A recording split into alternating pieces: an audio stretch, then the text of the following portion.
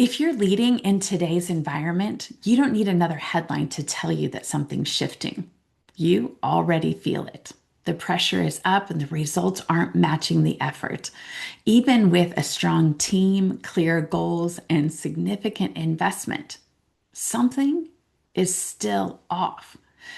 Now, I've been working with leaders all over the world who are frustrated right now. They're frustrated because they've rolled out engagement programs, they've invested in development, they've been responding to all of the crazy changes in the marketplace with both speed and agility. But the question I keep getting asked over and over is why isn't it working? Why isn't it working the way that it used to? Because here's the facts. As of this recording, last month, over 3.2 million Americans voluntarily left their jobs, while at the same time, over 1.8 million people were laid off from their companies. Now, these aren't just economic tremors. This is a structural rupture on both sides of the employment equation. Now, what we're seeing isn't just market volatility or workplace trend lines, it's disconnection at its highest form. Disconnection between people and purpose, it's disconnection between strategy and culture, between what we say we value and what people actually experience day to day. See, here's what disconnection looks like in real time. According to a recent Gallup poll, only 34% of employees say they feel engaged at work. That means two-thirds of your workforce might be showing up physically, but mentally, they've already checked out. And it's not because that they don't care. It's because something fundamental isn't aligning in them. See, many organizations, what misalignment looks like, it shows up in burnout, in tension, or even passive resistance. So anytime we're trying to change something, it comes up with resistance. But more often than not, it's actually a lot more quiet than that. It can look like professionalism. It sounds like I'm fine, but underneath, people are tired. They're not lazy. They're not broken. They're just disconnected. Now, you might have been one of the many who've launched transformation efforts, done digital overhauls and culture initiatives with or rolled out even some new strategic priorities.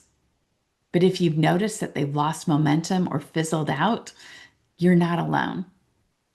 McKinsey tells us that over 70% of major transformation efforts fail to meet their objectives, not because the vision is flawed, but because human dynamics weren't addressed. You see, transformation, it's not just about the structures and the systems. It's about people. It's about trust. It's how we connect what we're doing and why it matters. Because when people don't feel connected to the vision, to each other, or even to themselves, everything becomes harder and heavier to carry. So if you're noticing this within your organization, like you're getting less energy, more turnover, good people that are disengaging, don't look at it as a failure. Look at it as a signal or possibly an invitation to reframe the challenge and to lead from a deeper place. You see, transformational leadership doesn't start with a new initiative.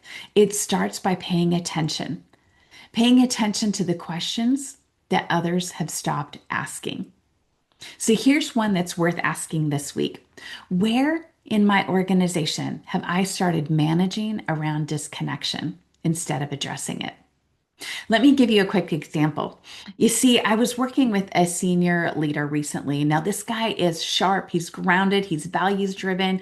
And over the last several years, what he was communicating to me is that he's brought forth honest and transparent numbers to his budget discussions. And he was making the assumption that his colleagues would do the same. But while he stayed focused and grounded on the facts, others were positioning themselves politically. And year after year, he kept getting his budget cut. So this year, he said, no more. And he decided to play their same game. And now he started presenting his same numbers from the inflated projections that others were using so he could hold his ground.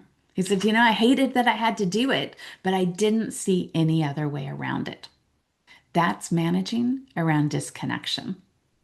You see, when trust erodes, even good leaders adapt to dysfunction, not because they've lost their values, but because they've lost confidence in the system. So let me ask you again, where have you started doing that too? Not out of malice, but survival. It's not an accusation, it's an invitation to tell yourself the truth. And that just might be the most important place to begin. Thank you. Thank you for your time and for your attention and for leading from a place of courage in a time that matters.